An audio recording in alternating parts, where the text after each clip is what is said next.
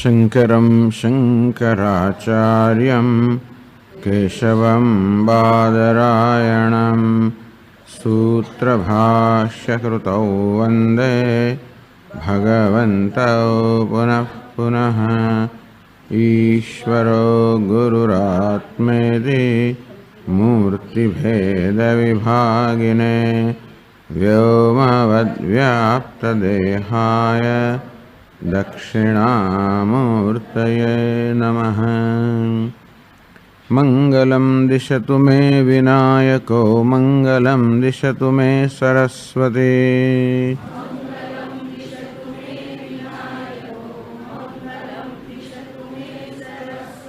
मंगलं दिशतु मे महेश्वरी मंगलं दिशतु मे सदाशिवः।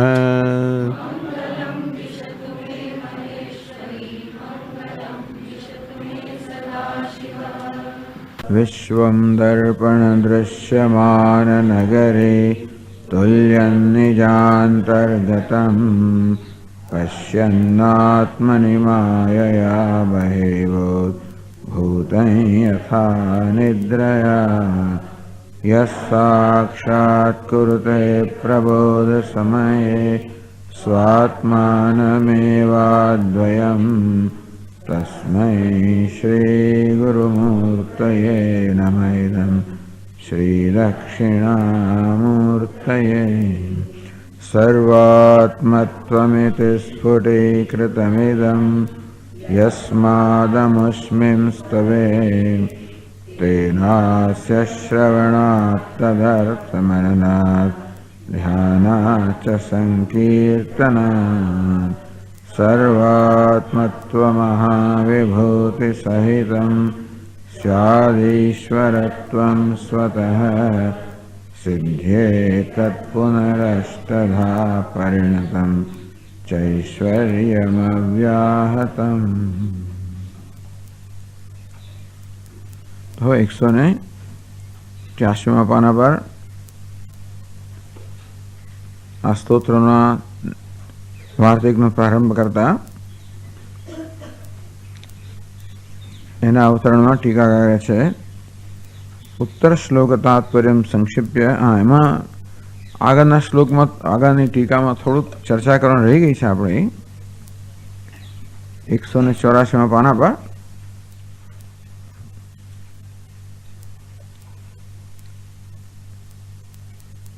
તો ચાલો હવે એ આવશે, આપણે વાત કરશું. आज चालू रखिए. तो उत्तर श्लोक तात्पर्य संक्षिप्य कथयन तस्य पूर्वेण संगतिम आह. उत्तर श्लोक 10मो श्लोक है एना तात्पर्य कहती वखत संक्षेप करे ने तात्पर्य આપણે કહે છે પહેલા શ્લોકમાં તસ્ય પૂર્વેણ સંગતિમાહ, આગળના ગ્રંથ સાથે એની સંગતિ દર્શાવવાની વાર્તિકાર પરિચ્છિન્નમિતિ. તો કહે છે પહેલા શ્લોકમાં परिच्छिन्नमहं भावं परित्यज्यानुषंगिकं पूर्णाहं भावलाभोऽस्य स्तोत्रस्य फलमुच्यते.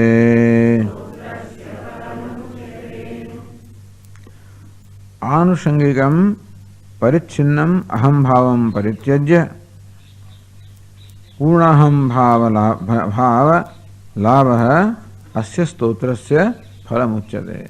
तो स्तोत्रનું શું ફળ છે, મહત્વની વસ્તુ છે. તો વાર્તિકકાર કહે છે કે આ સ્તોત્રનું શું ફળ છે. સ્તોત્રો એટલે સ્તોત્રના શ્રવણનું મનન નિધિધ્યાસન સંકીર્તન જે કરવામાં આવ્યું એનું કે આ સ્તોત્રમાં જે ઉપદેશ કરવામાં આવ્યો એનું જ્ઞાન પ્રાપ્ત કરવાનું ફળ કયું છે. आनुषंगिकम परिच्छिन्नम अहम भावम परित्यज्य.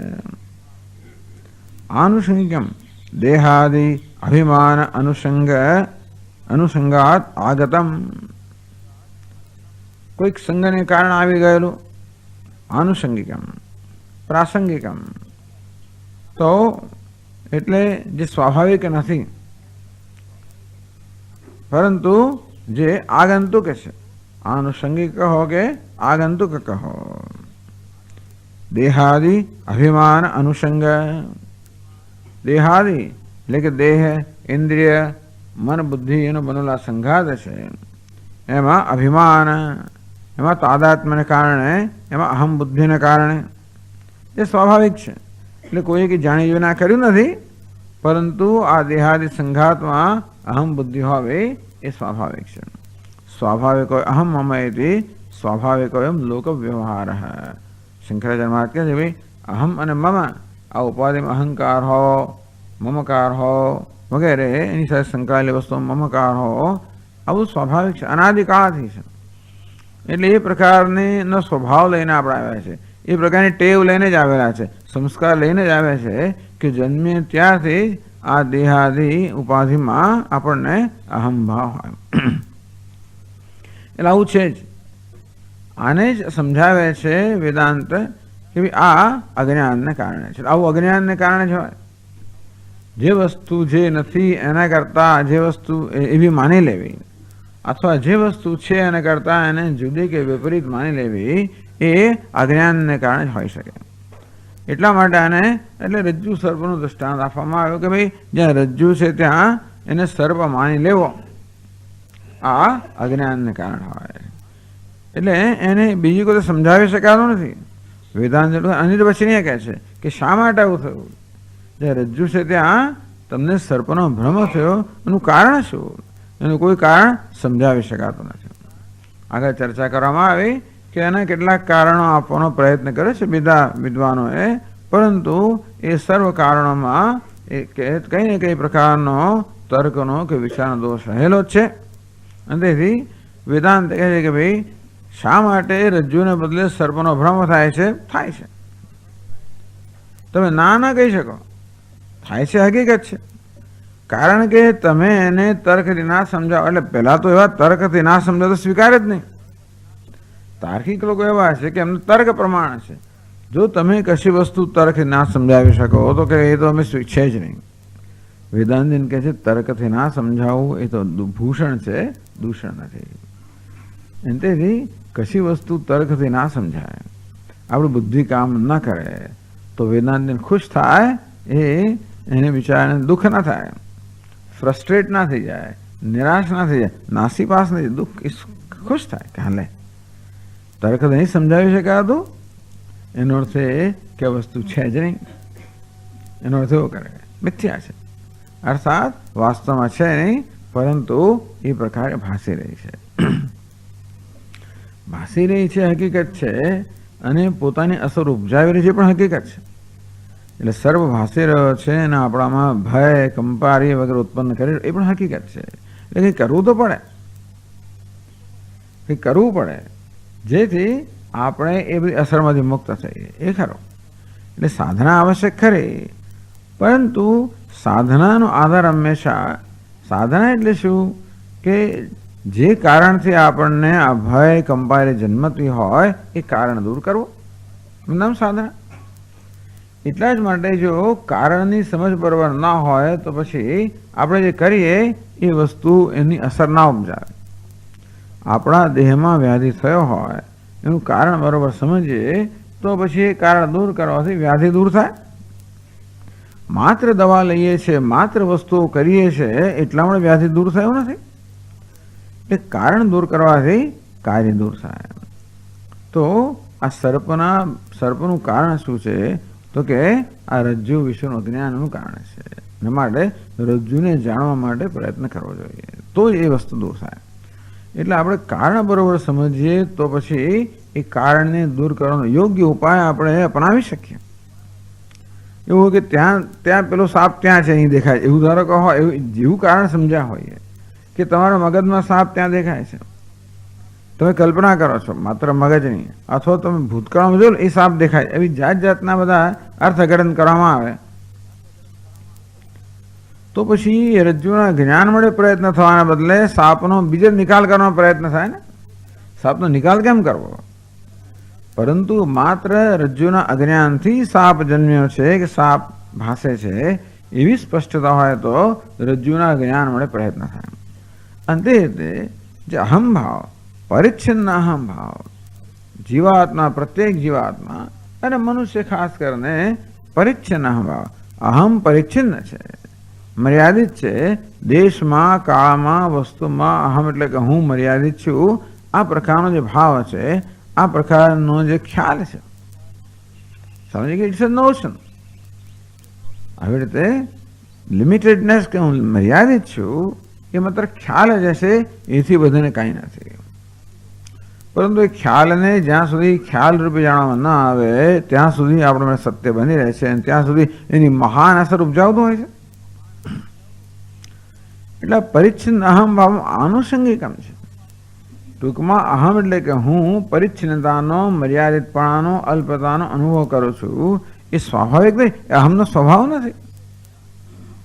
કશાકને કારણે આવેલું છે, કશાકની સાથે આવેલું છે.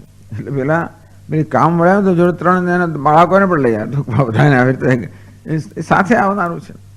તેવી રીતે અજ્ઞાન આ લઈ આવનારું સાથે આનુષંગિક. આ દેહમાં બુદ્ધિ આવે ને એની સાથે લઈ આવ્યા. શું લઈ આવ્યા? પરિચ્છિન્ન અહમ ભાવ લઈ આવ્યા. કેમ? કારણ કે આ દેહ છે માટે એમાં અહમ ભાવ થઈ જ જાય છે, સ્વભાવ થઈ ગયો છે. તેથી આ દેહ વગેરે ઉપાધિને અનુસરીને આ જાતનો અહમ ભાવ આવ્યો છે. એ ત્યાં નજર કરવાની જરૂર છે કે દેહ વગેરેને અહમ માનવાના કારણે, એમાં અહમ ભાવના કારણે, આત્મબુદ્ધિને કારણે આ પરિચ્છિન્નતાનો ખ્યાલ જન્મેલો છે.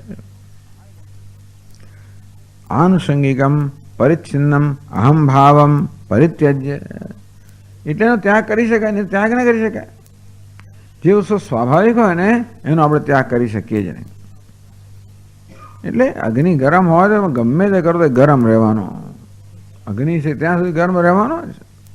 સાપ ઝેરી રહેવાનો છે, જે જેનો સ્વભાવ હોવાનો છે. તો ગમે તે કરો, કદાચ એને ભૂલાવી દો થોડો વખત, પણ પછી ભાઈ કૂતરાને ભૂલાવો તો પણ એ ભસવાનો જે સ્વભાવ છે શરૂ થવાનો છે. દરેક કોઈ વસ્તુ પોતાનો સ્વભાવ ના છોડાય, ના છોડવો જોઈએ. પ્રકૃતે અન્યથા ભાવ ન કથંચિત ભવિષ્યતિ. કોઈ વસ્તુની પ્રકૃતિ અર્થાત સ્વભાવમાં ક્યારેય પરિવર્તન ના થાય. જો પરિવર્તન થાય તો સમજો કે સ્વભાવ નથી. એટલું જ નહીં, પરંતુ એ સ્વભાવ સાથે કોઈને વિરોધ હોય પણ નહીં. એટલે કે એ પરિચ્છિન્ન અલ્પતા જો આપણો સ્વભાવ હોત ને તો આપણે એનાથી સુખી હોત. જેમ કે હોવું આપણો સ્વભાવ છે, કોઈને વિરોધ નથી. ભાષુ સ્વભાવ છે, કોઈને વિરોધ નથી. એ સ્વાભાવિક વસ્તુ છે. કે એકવાર હમણાં આશ્રમમાં ડૉક્ટર આવેલા બધા બ્રહ્મચારી જીવવા માટે. એક બ્રહ્મચારી ફરિયાદ કરી કે મને ભૂખ બહુ લાગે. એટલે કે એમાં શું ખોટું છે? ડૉક્ટર એનો કોઈ ઉપાય નથી. ભૂખ લાગતો સ્વભાવ છે, એનો કોઈ ઉપાય નથી, સ્વાભાવિક વસ્તુ છે. એટલે આપણ જો કદાચ શક્ય છે કે એને કોઈ કદાચ એ ભૂખ પણ ખોટી હોય બની શકે, પેલું અગ્નિ તત્વ વધારે પ્રજ્વલિત થઈ ગયું હોય. ડૉક્ટરે કહે છે કે આ તો સ્વાભાવિક વસ્તુ, એનો કોઈ ઉપાય નથી. એની કોઈને ફરિયાદ ના હોય સામાન્ય રીતે. જેમ સ્વામી મહારાજ કહે ને કે આ માણસ પેલા આંખના ડૉક્ટર પાસે ગયો અને જઈને ફરિયાદ કરે છે કે મને દેખાય છે. એટલે ડૉક્ટરને થયું કે તને શું દેખાય બની? તને રાત્રે દેખાતો નથી, બીજો રંગ તો કે બરોબર દેખાય છે. એટલે દેખાયેલો કે છે દેખાય છે મને. ડૉક્ટર કે હવે હું સમજ્યો કે છે તું ખોટી જગ્યાએ આવી ગયો છું. તારે જો ઉપર બીજા ડૉક્ટર છે ને ત્યાં તારે જવાની જરૂર છે. એટલે કે બીજી અંદર ગડબડ હોય તો આવી કોઈ ફરિયાદ કરે. ટૂંકમાં કોઈ આવી ફરિયાદ તો ને કે સંભળાય એવી ફરિયાદ ના સંભળાય તો ફરિયાદ કરે, ના દેખાય તો ફરિયાદ થાય. તો આપણી પરિચ્છિન્નતા માટે અલ્પતા માટે ફરિયાદ થાય છે. બધા આપણા પ્રશ્નો જે છે ને બધા પ્રશ્નો એટલે બધું દુઃખ હું પરિચ્છિન્ન છું. દેશમાં, કાળમાં મર્યાદિત. આ મર્યાદિત પણ જ મને બધા પ્રકારનું દુઃખ ઉત્પન્ન કરે છે. બીજી કોઈ વસ્તુ દુઃખ ઉત્પન્ન કરે, કોઈ મર્યું જીવ્યું કશી વસ્તુ ખરેખર દુનિયાની કોઈ વસ્તુ દુઃખ ઉત્પન્ન નથી કરતી ખરેખર. એટલે એ વસ્તુ કોઈક રીતે મારામાં મર્યાદિતપણાનો ભાવ. એટલે ધારો કે એનું મૃત્યુ થયું અને મને લાગે મેં બચાવી શક્યા હોત, મેં આમ કર્યું હોત તો થાત, મેં ફલાણું કર્યું થાત, સો આપણે આમ ના લઈ ગયા, આ દામ ના કરી, પેલા ડૉક્ટર પાસે ના લઈ ગયા, પેલી હોસ્પિટલ લઈ ગયા, હજાર જાતના પછી પાછળથી ઘણા બધા આવી રીતે પશ્ચાતાપ થતા હોય છે. અપરાધ તો દુઃખ થાય. અથવા હવે નથી મારા જીવનમાં તો મારું શું થશે? એમને કારણે મને શું શું હતું, તો કેવી કેવી હૂંફ હતી, કેવી સલામતી, એક એને કારણે કોઈક રીતે આ હું પર અસર થાય અને કોઈક રીતે કોઈ પણ ઘટના આ હુંમાં અલ્પતા કે અસહાયતા એવી જાતની લાગણી ઉત્પન્ન ન કરે તો જ દુઃખ થાય, બાકી ના થાય. તો કે બધું દુઃખ અહમ પર એટલે હું પર જ કેન્દ્રિત છે અને એ હુંની મર્યાદિતપણા પર કેન્દ્રિત છે. ભાઈ કોઈ જાતે દુઃખ થાય નહીં, શરીરમાં પીડા થાય, એ પીડા પણ આપણો શોક ક્યારે જન્મ આવે? એ પીડાથી ભય જન્મે કે અસહાયતા જન્મે કે શું કરીશ, મારો બીજાનો સહારો લેવો પડશે, એવું તો થાય. તો એ અસહાયતાનું જે દુઃખ છે જેને શોક કહેવામાં આવે તો અસહાયતામાંથી જન્મતો હોય છે. બાકી બીજી કોઈ વસ્તુ માટે કોઈને સુખે નથી અને દુઃખી સુખ પણ નથી. કશું ક્યાંક બન્યું એટલે મને આનંદ થયો પણ નથી. એ વસ્તુનો અહમ સાથે સંબંધ હોય અને કોઈ રીતે એને કારણે મારી મહાનતા મને જણાય, મારી કંઈક મહાનતા જણાય, મને કંઈક યશ મળે, હું કંઈક છું એવું મને જન્મે, મારા વિશે કંઈક ગર્વ જન્મે તો મને સુખ જન્મે. આ તો આપણે જાણીએ છીએ ને અનેક વાર આ વસ્તુ ચર્ચાએ પણ ગઈ છે, પણ કહેવાનો ભાવ એ છે કે આ પરિચ્છિન્નમ અહમ ભાવમ પરિત્યજ્ય, એ કહે છે કે આ પરિચ્છિન્ન કે મર્યાદિત અહમ ભાવ છે એનો ત્યાગ કરે. ત્યાગ કરવો આપણા હાથમાં ક્યારે હોય? એ જ્યારે સ્વાભાવિક ન હોય ત્યારે. ચંદનમાં દુર્ગંધ આવતી હોય, ચંદનનું લાકડું જાણીમાં ઘણો વખત રહ્યું અને તેથી દુર્ગંધ આવતી હોય, એ સપાટી પરની દુર્ગંધ હોય, એ સ્વાભાવિક નથી, આનુષંગિક છે. એટલે કે જળ સાથેના સંપર્કની સાથે આવેલી છે, એટલે આગંતુક છે. એટલા જ માટે આપણે ચંદનના લાકડાને ઘસીને એ સપાટી પરની દુર્ગંધ દૂર કરી શકીએ. તો દુર્ગંધનો સ્વભાવ હોય તો કોઈ દાડો દૂર ના થાય. એટલે બાવાને ગમે તેટલું ઘસો, લીમડાને ગમે તેટલું ઘસો એટલે કંઈ કડવાશ જવાની નથી, સ્વભાવ ના જાય. ઘસવાથી કંઈ થતું નથી, ઘસવાથી માત્ર આનુષંગિક છે વસ્તુ દૂર જ થાય છે. અંતે રીતે આ પરિચ્છિન્ન અહમ ભાવ પણ કશાકને કારણે હોય તો કારણ દૂર કરવાથી એ પરિચ્છિન્નતા દૂર થાય. એટલે કે દેહાદિ અભિમાન અનુસંગાત આગતમ, આ દેહ વગેરે ઉપાધિ જે છે એમાં અભિમાનને કારણે આ આગંતુક અહમ ભાવ છે. અંતેથી પૂર્ણ અહમ ભાવમ લાભ અસ્ય સ્તોત્રસ્ય ફલમ. તો આ સ્તોત્રનું ફળ શું છે? પૂર્ણ અહમ ભાવ લાભ. આત્મલાભાન ન પરો લાભ. પહેલા જ કહેવામાં આવ્યું કે આત્મલાભથી ચડિયા તો કોઈ લાભ નથી, એવું શાસ્ત્રો કહે છે. એટલા માટે આ સ્તોત્ર છે જેથી આત્મલાભ પહેલું જ કહેવામાં આવ્યું, પહેલા બીજા શ્લોકમાં જ કહેવામાં આવ્યું.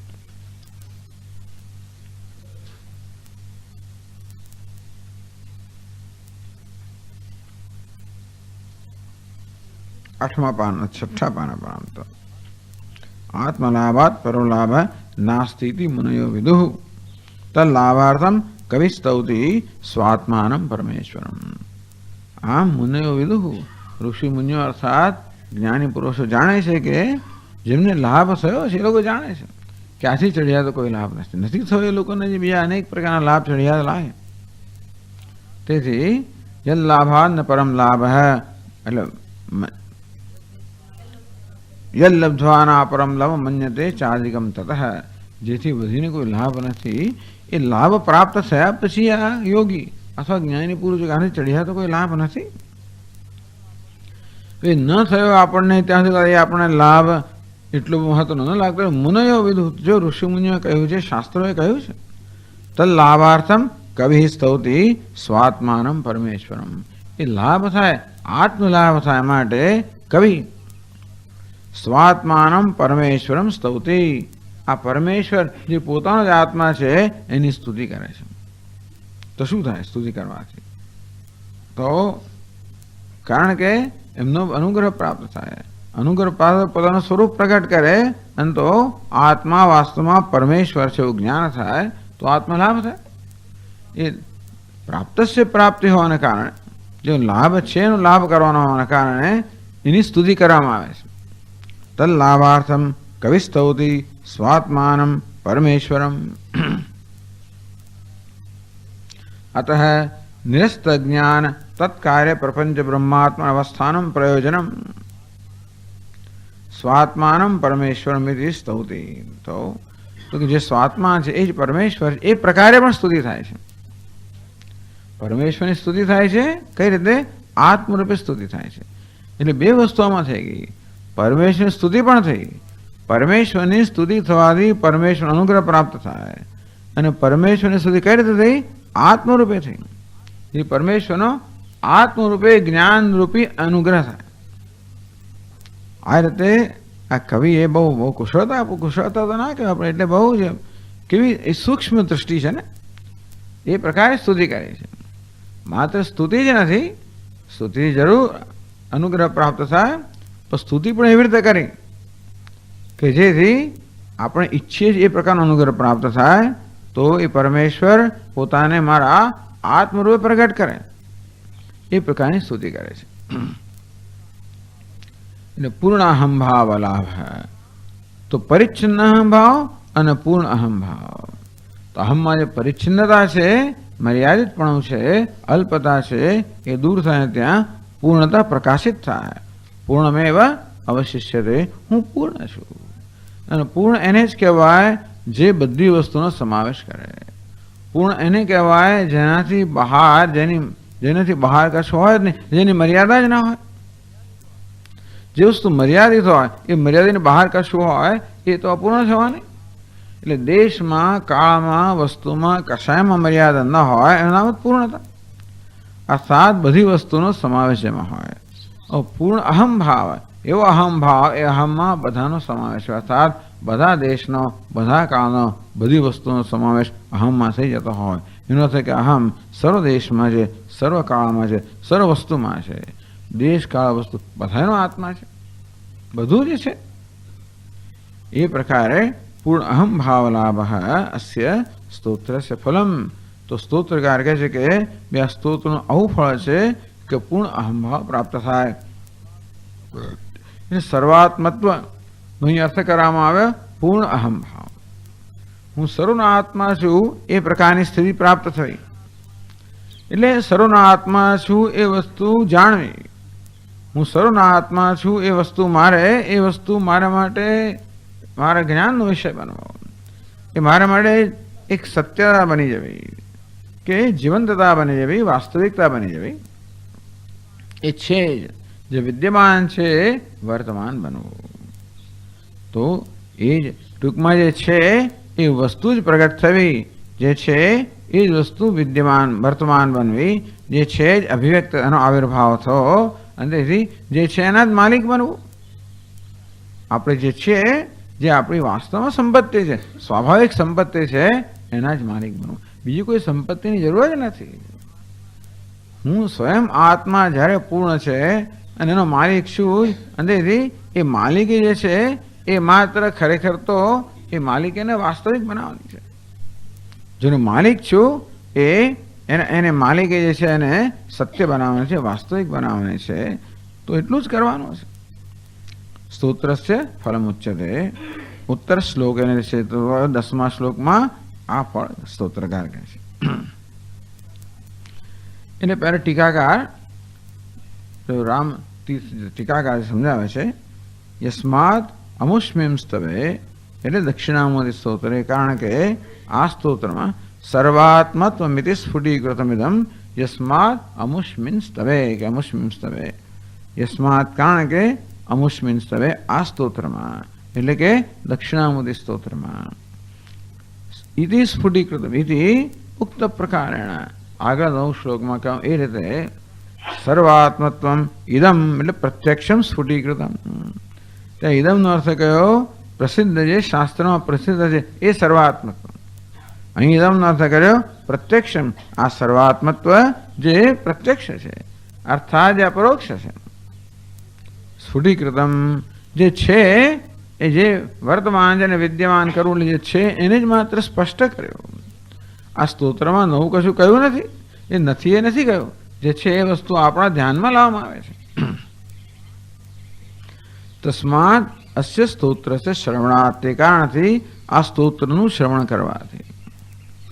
ગુરોહો અર્થતઃ અવગમાત, ગુરુ પાસેથી આ સ્તોત્રનો અર્થ જે છે એનું જ્ઞાન પ્રાપ્ત કરવાથી. એનો અર્થ શ્રવણ. શ્રવણ એટલે તાત્પર્ય નિશ્ચય એવો અર્થ કરવામાં આવ્યો. એટલે શાસ્ત્રનું તાત્પર્ય શું છે એનો નિશ્ચય થયો. એટલે કે ગુરોહો અર્થતઃ અવગમાત, આ સ્તોત્રના અર્થ સાથે ગુરુ પાસેથી પ્રાપ્ત કરવો. માત્ર શબ્દ નહીં પરંતુ અર્થ. અર્થ એટલે કે એનું તાત્પર્ય જે કહેવા માંગે છે તે એ ગુરુ પાસેથી પ્રાપ્ત કરવું, એટલે ગુરુ પાસે જ્ઞાન પ્રાપ્ત કરવું. આ સ્તોત્રનું તાત્પર્ય કે સર્વનો આત્મા હું છું એ જ્ઞાન પ્રાપ્ત કરવું ગુરુ પાસેથી. નામ શ્રવણ. તાત્પર્ય નિશ્ચય એટલે એ જ. આમ તો તાત્પર્ય નિશ્ચયનો એવો થાય કે ભાઈ ઉપનિષદનું તાત્પર્ય શું છે, જીવ અને બ્રહ્મના ઐક્યમાં ઉપનિષદનું તાત્પર્ય છે એવો નિશ્ચય થવો, એ માત્ર બુદ્ધિપૂર્વક નિશ્ચય થવો, એને એ શ્રવણનું ફળ ન કહેવું જોઈએ, પરંતુ એ મારો નિશ્ચય થવો, એ મારું દર્શન બનવું, એ ત્યાં સુધી શ્રવણ કરવું જોઈએ. પૌનઃ પુણ્યેન શ્રવણમ કુર્યાત, એટલે શાસ્ત્રનું આ સ્તોત્રનું કે શાસ્ત્રનું ત્યાં સુધી શ્રવણ કરવું જોઈએ. શ્રવણ અર્થ અહીંયા થાય છે વિચાર. ખરેખર તો ઉપનિષદના જે વાક્યો છે એ વાક્યોના તાત્પર્યનું અન્વેષણ. વિચાર એટલે તાત્પર્યનું અન્વેષણ, તાત્પર્ય નિશ્ચય કે ખરેખર ઉપનિષદ આપણે શું કહેવા માંગે છે, તાત્પર્ય ક્યાં છે, કઈ વસ્તુને ધ્યાનમાં રાખીને, શેને ઉદ્દેશમાં રાખીને, ધ્યાનમાં રાખીને ઉપનિષદ આપણને કહી રહ્યો છે. કારણ કે આગળ ઘણી વાર કહ્યું છે તે પ્રમાણે વેદાંત શાસ્ત્ર કહે છે કે વાક્યનો અર્થનો નિર્ણય કેવી રીતે થાય, તો કે વાક્યનો પ્રયોગ કરનાર જે વક્તા છે એ કયા તાત્પર્યને ધ્યાનમાં રાખીને વાક્ય કહે છે એ સૌથી મહત્વનું છે. વેદાંત કહે કે ભાઈ વાક્યમાં માત્ર શબ્દોનો વ્યાકરણથી થતો અર્થ એટલો પર્યાપ્ત નથી, પરંતુ એ શબ્દ કયા ઈરાદાથી એ શબ્દનો પ્રયોગ કરવામાં આવે છે. શબ્દનો પ્રયોગ કરનાર જ જાણે ને કે ભાઈ શેને એ શું કહી રહ્યો છે ને. આપણે કંઈ કહેતા આપણને જ ખબર કે આપણે શું કહ્યું, મને ખબર છે મેં શું કહ્યું છે, બરોબર છે. એટલા જ માટે કોઈ વ્યક્તિ આપણે કહેતી હોય તો માત્ર શબ્દોનો આપણે વ્યાકરણનો જ અર્થ કરીને ના અટકીએ, પરંતુ એ કયા હેતુથી કહેવાયો છે, કયા એનું પ્રયોજન શું છે. અને એટલે શક્ય છે કે વ્યાકરણથી થતા અર્થ ઉપરાંત કે સિવાયનો અર્થ કરવો પડે. એટલે કે વાચ્યાર્થ બેસતો ન હોય તો લક્ષ્યાર્થ કરવો પડે જો વાચ્યાર્થ સંગત ના હોય. એટલા માટે તાત્પર્ય એટલે બીજાના મનમાં પેસવું, એનો અર્થ એવો થયો. એના મનમાં કઈ વસ્તુ ધ્યાનમાં રાખીને ના કહ્યું એ આપણે જાણવું પડે, તો જ જે અર્થમાં એ શબ્દ કે વાક્યનો પ્રયોગ થયો છે એ અર્થ જાણી શકીએ, તો જ કમ્યુનિકેશન, તો જ આ અર્થ પહોંચે અને તો જ આ પ્રક્રિયા પૂરી થઈ. ટૂંકમાં જે અર્થને મનમાં રાખીને વક્તાએ આ વસ્તુ કહી છે એ જ અર્થમાં આપણે સમજીએ તો જ એ આજે પહોંચાડવા અર્થ આપણે પહોંચે, તો જ આ પ્રક્રિયા એ ખરેખર સફળ થાય. આટલી માથાકૂટ આ બધી મીમાંસા શેને માટે છે, તાત્પર્ય નિશ્ચય માટે છે. મીમાંસા શાસ્ત્રમાં પણ એમના તાત્પર્ય નિશ્ચયના લિંગ જુદા છે અને આપણા લિંગ જુદા છે. એ પશ્ચાત એટલે ઉપક્રમ ઉપસંહાર હોય એ લોકો હવે શ્રુતિ લિંગ વગેરે એ પરથી તાત્પર્ય નિશ્ચય થતો હોય છે દરેક વાક્યનો, કે આ વાક્યમાં શું કહેવા માંગે છે. અને વેદાંત લોકો એમ કે એ લોકો પેલું સ્વીકારે, પણ દરેક વાક્યનો નિર્ણય આ પ્રકારે બીજા કયા પ્રકરણમાં છે અને કઈ સન્નિધિમાં છે અને શેમાં છે અને એનો શું પૂર્વાપર સંબંધ શું છે. એમણે આવી રીતે એમણે પણ 6 લિંગ છે, એ 6 લિંગ એમણે વિકસાવ્યા છે વેદના બધા વાક્યોનો નિર્ણય કરવા માટે. પણ તાત્પર્ય નિર્ણય મહત્વનો છે ટૂંકમાં. અને તેથી વેદાંતિન કહે છે કે શાસ્ત્રના તાત્પર્ય અને ઉપક્રમ ઉપસંહાર વગેરે જે લિંગ છે એ દ્વારા, એટલે ખાલી બૌદ્ધિક તાત્પર્ય નિર્ણય નહીં, પરંતુ આપણા મનમાં આપણા વિશે નિર્ણય જન્મવો જોઈએ કે ભાઈ હું બ્રહ્મ છું. તદર્થમાનાત અથવા તથા મનનાથ એવું પણ છે. તથાર્થ મનનાથ કે તદ અર્થમાનાત યથાશ્રુતમ તથા અર્થસ્ય યુક્ત્યા વ્યવસ્થાપનાત. જે શ્રવણ કર્યું છે અને જે નિશ્ચય તાત્પર્ય નિશ્ચય થયો છે એનું યુક્તિથી આપણી પોતાની ચિંતન માળામાં કે ધારામાં, વિચારધારામાં એને વ્યવસ્થાપિત કરવી. ટૂંકમાં આપણી બધી વિચારની પદ્ધતિમાં આ વસ્તુ વ્યાપી જવી જોઈએ. હવે જે વસ્તુનો આપણે નિર્ણય કરીએ એ નિર્ણય આના આધારે થવો જોઈએ. હું દુનિયાને જોઉં તો મનમાં નિર્ણય ક્યાં થાય, આ સર્વ બ્રહ્મ છે એ પ્રકારનો નિર્ણય જ્યારે થાય, એટલે એ પ્રકાર મનનનો અર્થ એવો થયો કે આપણે દરેક વિચારમાં આપણા દરેક દરેક વ્યવહારનો આપણે અર્થ સમજીએ કે હું બ્રહ્મ છું, આ સર્વ બ્રહ્મ છે, એ દરેક વ્યવહાર સમજાય.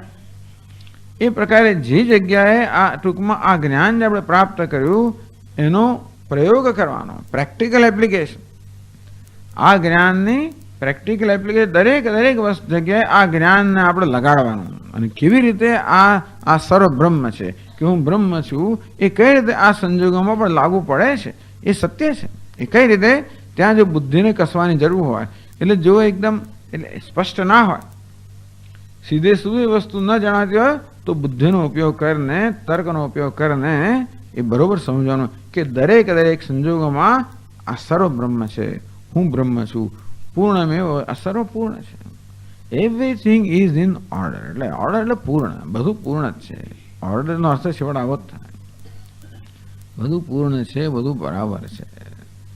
એટલે એમ બરાબર છે એટલે સ્વામી પછી કંઈ થશે શું શું નહીં થાય એ બધા એવી ચિંતા બધી હોતી નથી. બરોબર છે, હકીકત છે. પરમેશ્વર સિવાય બધું કશું છે જ નહીં. એટલે અવ્યવસ્થામાં પરમેશ્વર જ છે. પછી તમારે કશું કરવું હોય તો કરો, ભૂખ લાગી તો જમો, ના નથી કહેતા, પણ ત્યાં પરમેશ્વર જ છે. ભૂખ હોય, તરસ હોય, જે હોય એ પરમાત્માથી અન્ય કાંઈ જ નથી. પછી તમને લાગે કે કરવું છે તો કરો, ન કરો તો ના કરો. ઘણા મહાત્મા ના એ કરે, જે ભગવાનની ઈચ્છા પ્રમાણે થશે. એ લાવશે તો ખાય છે, એ અજગર વૃત્તિવાળા હોય. લવી કોઈ લાવશે તો ખાય, નહીં ખાવ. ભગવાન ઈચ્છે તો ખાઈશ, નહીં તો નહીં ખાવ. ચાલો, એ પણ કહેવાનો ભાવ છે કે મનનનો અર્થ એવો થાય કે જે વસ્તુ આપણે સમજ્યા છે એ જ દરેક દરેક સંજોગોમાં એ જ્ઞાન આપણા માટે સ્પષ્ટ બને. એ રીતે મનન એટલે કે જે શ્રવણનો અર્થ છે એ આપણે બધી વિચારધારામાં કે બધા વ્યવહારની દ્રષ્ટિમાં વ્યાપી જાય. યથાશ્રુતમ તથા અર્થસ્ય યુક્ત્યા વ્યવસ્થાપનાદ ધ્યાનાદ. શ્રુતમતાર્થાકાર વૃત્તિ નૈરંતરીકરણ. શ્રુતમતાર્થ, શ્રુતાર્થ અને મતાર્થ, શ્રવણથી જે પ્રાપ્ત થયું અને મન શ્રવણ અને મનનથી જે સ્પષ્ટ અર્થ પ્રાપ્ત થયો. હવે એક ત્રીજો એક અવરોધ રહી ગયો અને તે છે વિપરીત બુદ્ધિ કે દેહાત બુદ્ધિ. હવે એવું આમાં કહ્યું છે શ્રોતવ્ય, મંતવ્ય, નિધિધ્યાસ. એટલે બધા એ વસ્તુ તો સ્વીકારવી જ પડે ટૂંકમાં. એટલે આત્મા વરે દ્રષ્ટવ્ય, શ્રોતવ્ય, મંતવ્ય, નિધિધ્યાસિતવ્ય. એટલે શ્રવણ, મનન, નિધિધ્યાસન ટૂંકમાં આ વેદાંતનું મહાવાક્ય બની ગયું.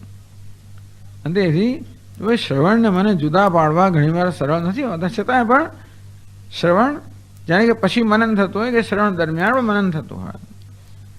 અને ત્રીજો એક અવરોધ રહી ગયો જેને કહેવામાં આવે છે દેહાત્મ બુદ્ધિ.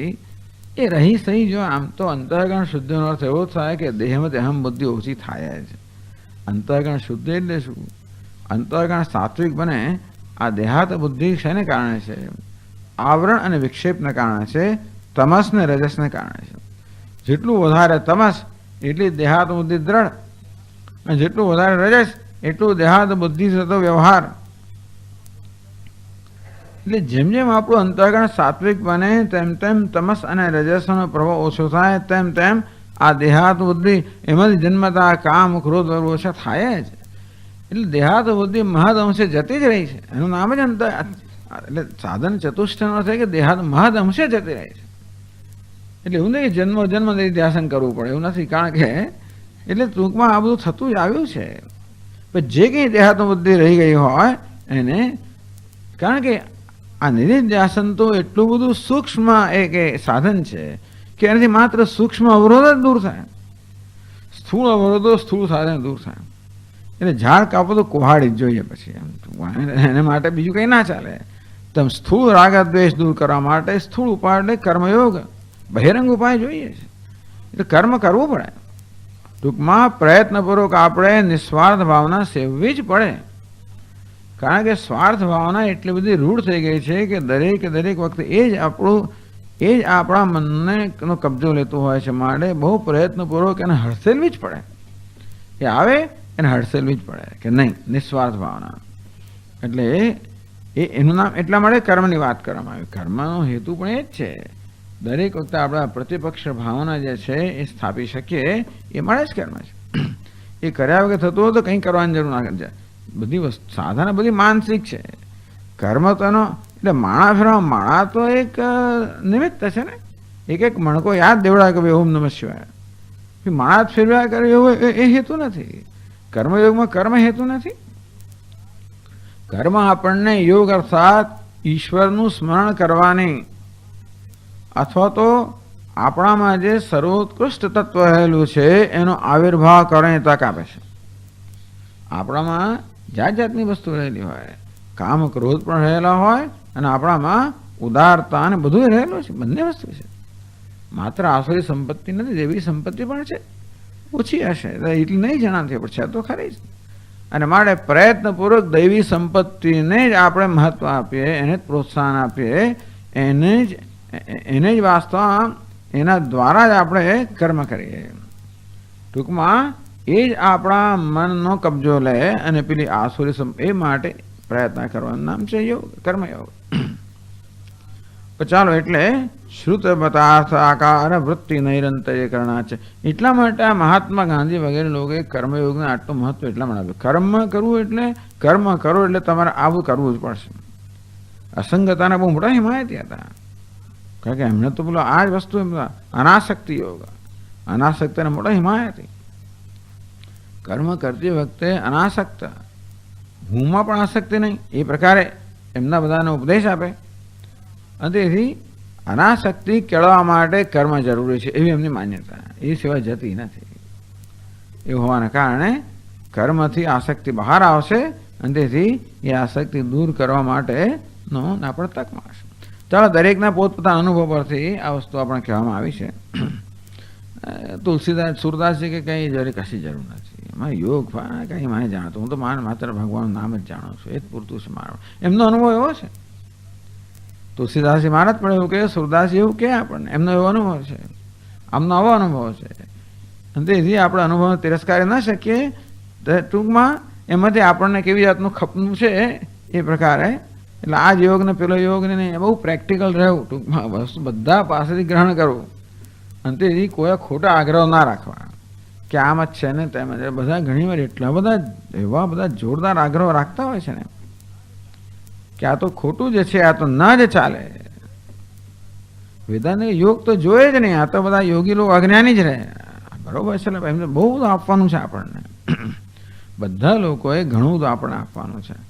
જે સ્તરે આપણે છે એ સ્તરે તો બધા પાસે ઘણું મેળવવાનું છે. તેથી આપણે ત્યાં પહોંચી ગયા એ પ્રકારનો વહેમ ધરાવે ને આ બધાનો છેદ ઉડાડી દેવો, સાથે સાથે બધું અંદર ભરભર કરવું એવું પણ નથી. એટલે આ બધા વસ્તુ વિવેકની બહુ જરૂર છે. જે આવે બધું ભર્યા છે, બધા ટીવીમાં બધાએ પ્રવચનો સાંભળવા હોય, બધા એ પણ ગાણપણ જ છે ટૂંકમાં. એટલે એ વધારે ટૂંકમાં અંદર પછી કચરો ના, કચરો તો નહીં પણ નાખ્યા જ કરવું, નાખ્યા જ કરવાથી અવ્યવસ્થા ખૂબ વધતી હોય છે. આ બધા સ્તરે વિવેકની જરૂર છે. અને એટલે વેદાંતના શ્રવણથી મુખ્ય તો આ પ્રકારનો વિવેક, ગ્રાહ્ય શું છે, ત્યાજ્ય શું છે, એનો વિવેક જન્મવો જોઈએ. અને તો પછી બધાનો લાભ પણ લઈ શકીએ અને બધા આપણે ગુસવાય પણ ના જઈએ. પણ એટલે ચાલો, એટલે નિધિધ્યાસ શું કે શ્રુત મતાર્થાકાર વૃત્તિ નૈરંતર્યકરણા છે.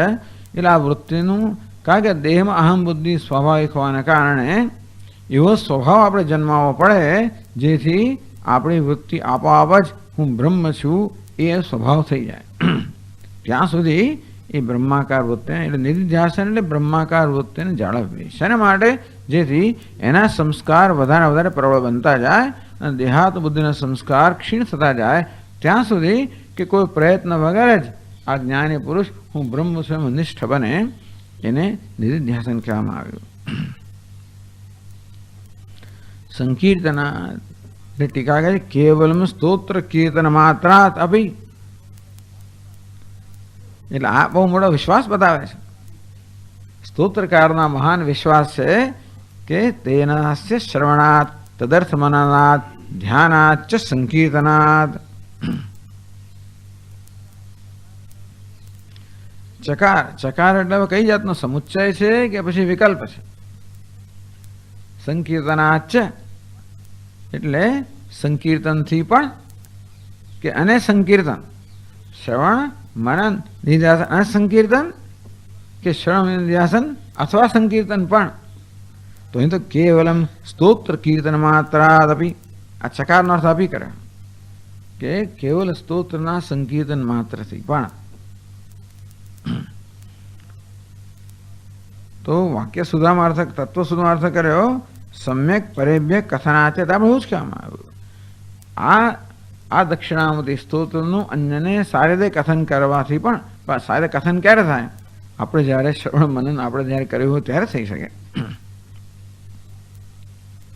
બધું સ્તોત્ર કીર્તન માત્ર, કીર્તન એટલે ગાવું, સ્તોત્રનું ગાન માત્ર કરવાથી. સર્વાત્મત્વ મહાવિભૂતિ, સર્વાત્મત્વ લક્ષણાયા મહાવિભૂતિ. સર્વાત્મત્વ જો લક્ષણ છે એવી મહાવિભૂતિ.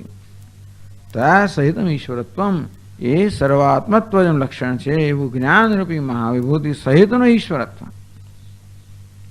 એટલે કહ્યું નિરુપમિતમ નિર્તિશયમ ઈશ્વરત્વમ સ્યાત.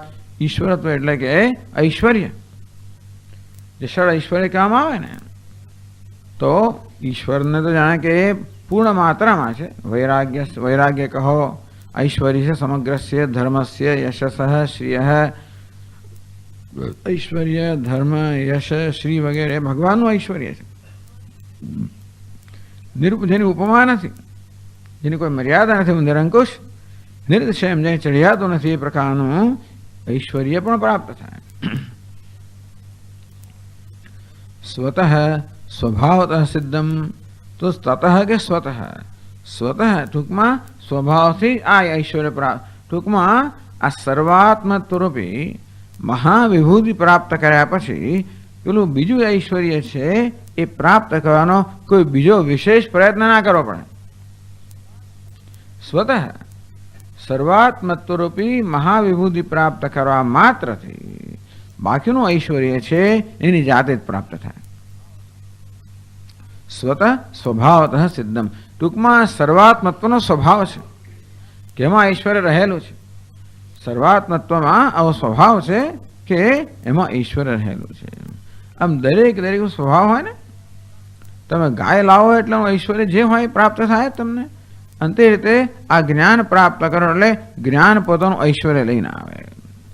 એટલે જ્ઞાન આપણે સર્વાત્મત્વરૂપી મહાવિભૂતિ પ્રાપ્ત કરાવે, જોડે જોડે ઐશ્વર્ય એટલે વ્યવહારિક બધી સિદ્ધિઓ છે એ પણ પ્રાપ્ત કરાવે. આમાં તો ઐશ્વર્ય એટલે ઈશ્વરપણું છે. ઈશ્વરનું ઐશ્વર્ય એ જ પ્રાપ્ત થાય. સ્વતઃ સ્વભાવત ન પ્રયત્ન સાધ્યમ. એટલે બીજા બધા ઐશ્વર્ય માટે કોઈ પ્રયત્ન ન કરવો પડે. તસ્ય અનિત્યત્વ અવશ્યમ ભાવાત. હા, તસ્ય અનિત્યત્વ અવશ્યમ ભાવાત એટલે પ્રયત્ન સાધ્ય છે. પ્રયત્નથી સિદ્ધ છે. ટૂંકમાં આ યોગ વગેરે પ્રયત્નથી જે પ્રકારનો ઐશ્વર્ય પ્રાપ્ત થાય એ અનિત્ય જવાનું. એટલે બીજી બધી વાત કરશે ઐશ્વર્યની, પણ એમાં આદિ સિદ્ધિઓ બધી છે એ અનિત્ય હોવાની, કારણ કે પ્રયત્નથી સાધે. સ્વતઃ તો એટલે યોગશાસ્ત્રમાં કહ્યું છે કે આ પંચમહાભૂત છે, પંચમા દરેક મહાભૂતના પાછા વિભાગ કરવામાં આવ્યા. એનું સ્વરૂપ આવું છે, એનો આકાર આવો છે, એનો સ્વભાવ આવો છે. એ મહાભૂતના ભિન્ન ભિન્ન અંશ પર તમે ધારણા કરીને તે અંશનો વિજય પ્રાપ્ત કરો ત્યારે મહાભૂતનો પૂરેપૂરો વિજય પ્રાપ્ત કર્યો. અને તેથી જે અંશનો વિજય પ્રાપ્ત કરો એ પ્રકારે તમને સિદ્ધિ પ્રાપ્ત. અને સ્વભાવ પર તમે જો વિજય પ્રાપ્ત કરો તો સ્વભાવ બદલી શકવાની તમારામાં સિદ્ધિ આવે. ગુણ જે છે એ ગુણ પર તમે જો વિજય પ્રાપ્ત કરો તો એ ગુણ બદલવાની તમારામાં સિદ્ધિ આવે. એટલે આ બધી સિદ્ધિઓ જે છે ને એ ખરેખર તો પંચમહાભૂતને સંબંધિત જ છે. અણિમા મહિમા વગેરે જે બધી સિદ્ધિઓ છે છેવટ તો અને પંચમહાભૂતના ભિન્ન ભિન્ન જે અંશ છે એ અંશ પર ધારણા કરવાથી, એટલે આપણું ચિત્ત કેન્દ્રિત કરવાથી તે અંશનો વિજય પ્રાપ્ત થાય. એટલે યોગીએ તો આ મહાભૂતના બધા જ અંશ પર વિજય પ્રાપ્ત કર્યો. અને ત્યારે જ એને ખરેખર આ વિજય એટલે પેલું કહ્યું ને એક એક જય પ્રાપ્ત કરો પૃથ્વી પર, જળ પર વગેરે. એ દરેક તત્વ જે છે એના દરેક જે અંશ છે એ બધા પર તમે વિજય પ્રાપ્ત કરો ત્યારે એ તત્વો વિજય પ્રાપ્ત કરે કહેવાય. અને તેના પરિણામે ભિન્ન ભિન્ન પ્રકારની સિદ્ધિઓ છે. પણ અહીંયા આગળ વેદાંતે લોકો કહે છે કે એ બધી સિદ્ધિઓ તો અનિત્ય જ છે, કારણ કે જે પ્રયત્ન સાધ્ય છે, કે પ્રયત્નથી સાધ્ય હોય એ હંમેશા પ્રયત્નનું બળ જતું રહે, એટલે પછી આપણી પાસે રહે નહીં. અને તેથી આ એવી સિદ્ધિ નથી. તો સર્વાત્મક રૂપી મહાવિભૂતિ સાથે સિદ્ધિ આવે એ કેવી છે? સ્વાભાવિક છે, અને પેલી સિદ્ધિ નહીં. એટલે આ એક સર્વાત્મત્વ રૂપી સિદ્ધિ. યત પુનઃ પ્રસિદ્ધમ સિદ્ધે તત્ પુનરષ્ટધા પરિણતમ ચૈશ્વર્યમ અવ્યાહતમ. યત પુનઃ પ્રસિદ્ધમ અષ્ટધા પરિણતમ અણિમાદે ઐશ્વર્ય. વળી પાછું પ્રસિદ્ધ છે અણિમા વગેરે અષ્ટસિદ્ધિઓ છે. તચ્ચ સિદ્ધે અનુસંગાદેવ. આ મહાવિભૂતિ એવી છે સર્વાત્મ રૂપી મહાવિભૂતિ કે એ બધાને પણ લઈ આવે જોડે જોડે. તો સર્વાત્મ રૂપી મહાવિભૂતિનું ઐશ્વર્ય પ્રાપ્ત થયું, એની સાથે સાથે પેલી સિદ્ધિઓને પણ લઈ આવતી હોય છે. માટે આ જ્ઞાની પુરુષને એ સિદ્ધિઓ પણ પ્રાપ્ત થાય. તો જ્ઞાની પુરુષની મહાન કે મુખ્ય સિદ્ધિ કઈ છે? સર્વાત્મત્વ રૂપી પૂર્ણ અહમભાવ રૂપી મુખ્ય સિદ્ધિ છે. એને આનુષંગિક એને સાથે સાથે બીજી પેલી અણિમા આદિ સિદ્ધિઓ પણ આવતી હોય છે. અવ્યાહત અવ્યાહત અપ્રતિહતમ, ટૂંકમાં જે સિદ્ધિ પ્રાપ્ત કરવામાં કોઈ પ્રકારનો વિઘ્ન નથી હોતો. એના સંદર્ભમાં પેલી 1 અને 2 જે પાદ નોંધ છે, તો તત્વ સુધાકારે છેલ્લી 2 પંક્તિઓમાં કહ્યું અવ્યાહત ક્વચિત અપ્રતિહતમ સિદ્ધે સ એકધા ભવતી, એકધાને પણ એકધા ભવતી ત્રિધા ભવતી. આ વાક્ય આવ્યું છાંદોગ્ય ઉપનિષદમાંથી. પછી સહયદી પિતૃલોકા ભવતી સંકલ્પાદેવ સ પિતર સમુપતિષ્ઠંત, એ વાક્ય પણ છાંદોગ્યમાંથી આવ્યું. તો આખું વાક્ય એ પહેલી પાદનોદમાં કહે છે ન પશ્યો મૃત્યુમ પશ્યતિ ન રોગમ નોત દુઃખિતામ સર્વ પશ્ય પશ્યતિ સર્વમાપ્નોતિ સર્વશઃ એતत् પૂર્વવાક્યમ. સર્વમાપ્નોતિ સર્વશઃ સ એકધા ભવતી ત્રિધા ભવતી વગેરે વગેરે આ વાક્ય છે. ન પશ્ય, પશ્ય એટલે કે વિદ્વાન કે જ્ઞાની પુરુષ. પશ્ય એટલે પશ્યતી તે પશ્ય, એટલે જે જુએ છે અર્થાત જેને જ્ઞાન છે ને પશ્ય કહેવામાં. યદા પશ્ય પશ્યતે રૂક્મવર્ણમ કરતારમીશમ પુરુષમ બ્રહ્મયોનિમ, જે મુંડકોમાં પણ કહેવામાં આવ્યું. તો ન પશ્ય મૃત્યુમ પશ્યતિ, આ પ્રકારે બ્રહ્મ જ્ઞાની છે એને પછી એ મૃત્યુને જોતો નથી, અથવા એનું મૃત્યુ થતું નથી. ન રોગમ, એને રોગ થતો નથી. ઉતને દુઃખિતામ, એને શોક થતો નથી. સર્વ પશ્ય પશ્યતિ, એ સર્વ આત્મરૂપે સર્વ દર્શન કરે છે. સર્વ આપનોતી, આત્માના જ્ઞાન માત્રથી એ સર્વને પ્રાપ્ત કરે છે. સર્વ આપનું સર્વ છે, સર્વને સર્વ રીતે પ્રાપ્ત કરે છે, કારણ કે સર્વનો આત્મા છે.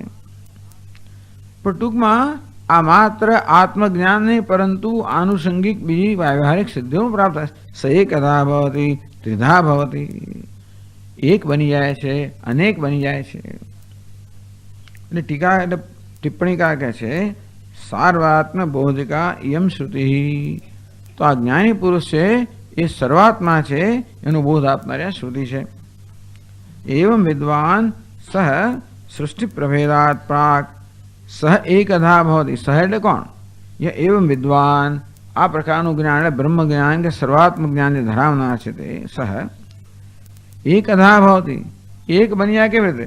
સૃષ્ટિ પ્રભેદાત પ્રાક એકધા એવ ભવતી. ટૂંકમાં સર્જન નથી થયું ત્યાં સુધી એક છે, ઈશ્વર સાથે એક છે ને. ત્રિધા ભવતી તતસ્ય ત્રિધાદિભેદાત અનંત પ્રકારો ભવનપી. પછી 3 બને ને 5 બને ને 50 બને અને અનંત બને, એવું કહેવામાં આવ્યું છાંદોગ્યમાં. એટલે સૃષ્ટિ પછી એ, કારણ કે એ સર્વ બની જાય છે માટે અનંત બની જાય. અંતતઃ પારમાર્થિકમ એકધા ભાસમેવ પ્રતિપદ્યતે. અનંતે છેવટે વળી પાછું પારમાર્થિક જે એકદા ભાવ, એકપણાનો ભાવ છે એને પ્રાપ્ત કરે છે. એટલે કે જ્ઞાની પુરુષ 1 બની જાય, 3 બની જાય, 5 બની જાય, અનંત બની જાય. આવું અનંત બનવારૂપી સિદ્ધિ એને પ્રાપ્ત થાય એવું છાંદોગ્યમાં કહેવામાં આવ્યું. પછી બીજું વાક્ય કહ્યું, સયદિ પિતૃલોકા ભવતી સંકલ્પાદેવસ્ય પિતર સમુપતિષ્ઠન્તે. આ જ્ઞાની પુરુષને પિતૃલોકની કામના થાય તો એના પિતૃઓ છે એના સંકલ્પ માત્રથી એની સમક્ષ ઉપસ્થિત થાય. તો બીજી પાદમાં યહ આત્માનમ યથોક્ત લક્ષ્યમ હૃદય સાક્ષાત કૃતવાન. જેણે યથોક્ત આત્માને પોતાના હૃદયમાં જેનો આત્માનો સાક્ષાત્કાર કર્યો છે. સયદી સ્વજનિતૃભિ પિતૃભિ સહ સંબદ્ધુમ ઈચ્છાવાન ભવતી. એની કરતાં ઈચ્છા થઈ જાય કે મારા દાદા મારા પિતાજી કોઈને જોવા છે, વાત કરવી છે, મળવું છે, તો તદા તો એને ત્યાં ના જવું પડે. પિતર એવ અસ્માત સંબંધિતામ આપદ્યંતે. ટૂંકમાં એ જેની ઈચ્છા કરે એ પિતૃ એની સમક્ષ ઉપસ્થિત થાય. ઈશ્વરસ્ય ઇવ અસ્યાપી વિશુદ્ધ સત્વતા. ટૂંકમાં ઈશ્વર જેવી રીતે વિશુદ્ધ સત્વ હોવાને કારણે સત્ય સંકલ્પ છે તેવી રીતે આ જ્ઞાની પુરુષ પણ સત્ય સંકલ્પ જ માટે જે પ્રકારનો સંકલ્પ કરે એ સંકલ્પ એનો સત્ય થતો હોય છે. કોઈ આવી ઈચ્છા જે કરતું હોય તો ટૂંકમાં આ તો આવી ઈચ્છા કરો તો ટૂંકમાં આવી આસક્તિ લોકો રહી ગયો કે મારા દાદાને મારે જોવા છે અને મારા એવું થતું હોય ઘણી વાર. અને તો એવું હોય તો ચાલો એવી ઈચ્છા થાય તો એ પણ તમારો સંકલ્પ સત્ય થઈ જાય. શું કામ કોઈ ઈચ્છા કરી મને ખબર નથી, પણ કદાચ એટલે આ બધી સિદ્ધિઓ ત્યાં ઉપનિષદમાં ભાષ્યમાં સ્પષ્ટ કરવામાં આવ્યું. આ બધી સિદ્ધિઓ માત્ર સગુણ ઉપાસનાના પરિણામ છે, પરંતુ નિર્ગુણ બ્રહ્મના જ્ઞાનમાં એનું વર્ણન માત્ર સાધકને પ્રોત્સાહિત કરવા માટે છે. બાકી આવી સિદ્ધિઓ જ્ઞાની પુરુષને પ્રાપ્ત થાય છે કે એવી સિદ્ધિમાં રસ છે એવું દર્શાવવા માટે નહીં.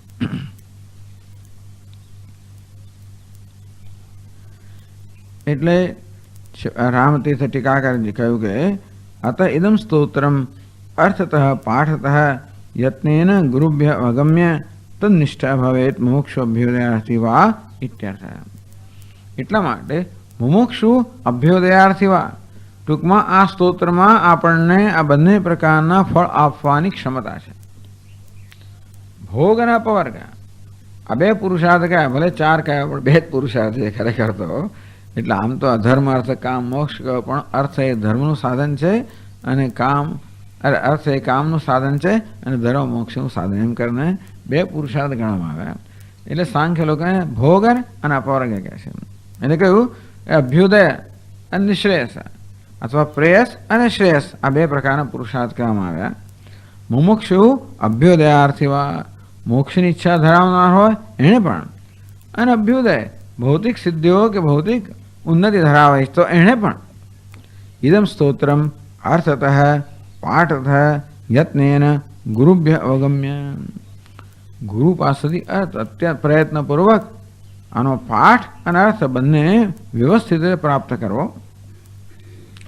તન્નિષ્ઠા ભવેત. અને આ સ્તોત્રમાં જે અર્થ કહેવામાં આવ્યો એમાં નિષ્ઠા પ્રાપ્ત કરવાનો પૂરો પ્રયત્ન કરવો જોઈએ કે નિષ્ઠ બનવું જોઈએ. બંને મુમુક્ષુ હોય તો મોક્ષ પ્રાપ્ત કરે, અભ્યુદયની ઈચ્છા રાખતો હોય તો અભ્યુદય પ્રાપ્ત કરે. માટે આ સ્તોત્રમાં બંને પ્રકારનું ફળ આપવાની ક્ષમતા છે એવું કહેવામાં આવ્યું. તો હવે વાર્તિકકાર પોતે જે કહ્યું કે આ સ્તોત્રમાં આ પ્રકાર આ ફળ શ્રુતિ છે. આ 10મો શ્લોક છે એ આ સ્તોત્રનું ફળ બતાવે છે. એ કઈ રીતે એ બતાવે કહે છે 185 પાના પર. ઇદમત્ર આકૂતમ. અહીં આ કહ્યું છે, આ કહેવાનો અહીંયા આગળ હેતુ છે. તો બીજા શ્લોકમાં કહે છે શું છે, ટીકામાં કંઈ કહ્યું છે એટલે જોઈ લો. અસ્ય વ્યાખ્યામ પ્રારંભતે. આ શ્લોકની વ્યાખ્યાનો પ્રારંભ કરે છે. પછી કહે છે ટીકાકાર 186 પાના પર. यद्यपि अस्मात् स्तोत्रात् सर्वे एव अभिलषणीयार्थाः लभ्यन्ते तथापि बुद्धिमता न क्षुद्रलाभः इदं प्रयोक्तव्यं किन्तु महाफलाय पारमेश्वरपदा एव अर्वाचीन अनेक फलानि तु प्रसंगतः वस्तुमहिम्नाय भविष्यन्ति इति तात्पर्यम् अभिप्रेत्याह. એટલે આ સ્તોત્રમાં આ પ્રકારનું ફળ કયું છે કે નિશ્રેયસ પણ પ્રાપ્ત થાય અને અભ્યુદય પણ પ્રાપ્ત થાય. તો વાર્તિકકાર એ વિશે પોતાનો શું અભિપ્રાય ધરાવે છે એ વાત ટીકાકાર કહે છે. યદ્યપિ જો કે અસ્મા સ્તોત્રાત આ સ્તોત્રથી સર્વે એવ અભિલષણીય અર્થા લભ્યંતે.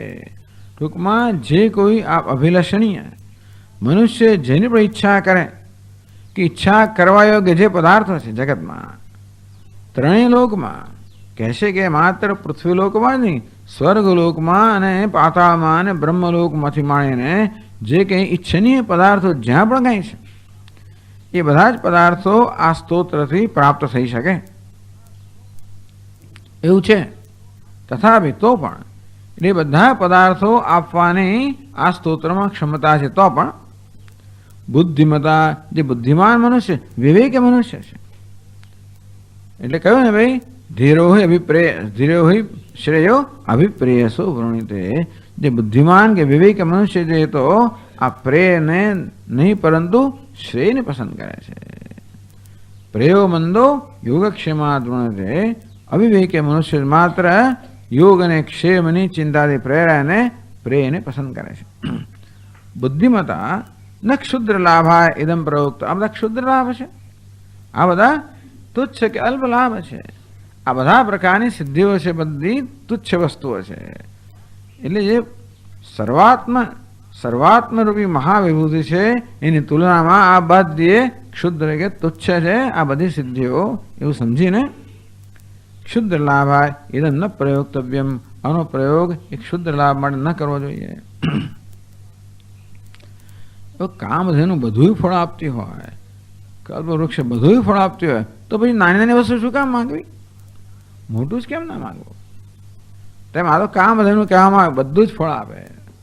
તો મહાફળાય પારમેશ્વર પદા એવ પ્રયોક્તવ્યમ. તો કે આ સ્તોત્રનો શ્રવણ મનન નિધ્યાસન અને કીર્તન આ બધું જ વાસ્તવમાં મહાફળ જે છે, ક્ષુદ્ર ફળ નહીં, અલ્પ ફળ નહીં, તુચ્છ ફળ નહીં, મહાફળ જે છે. કેવું છે? પારમેશ્વર પદ. પરમેશ્વરનું પદ પ્રાપ્ત કરવું એ પ્રકારનું મહાફળ છે. એ માટે જ આ સ્તોત્રનો પ્રયોગ કરવો જોઈએ. તો પણ મને પેલું મળે કે મળશે કે નહીં મળે?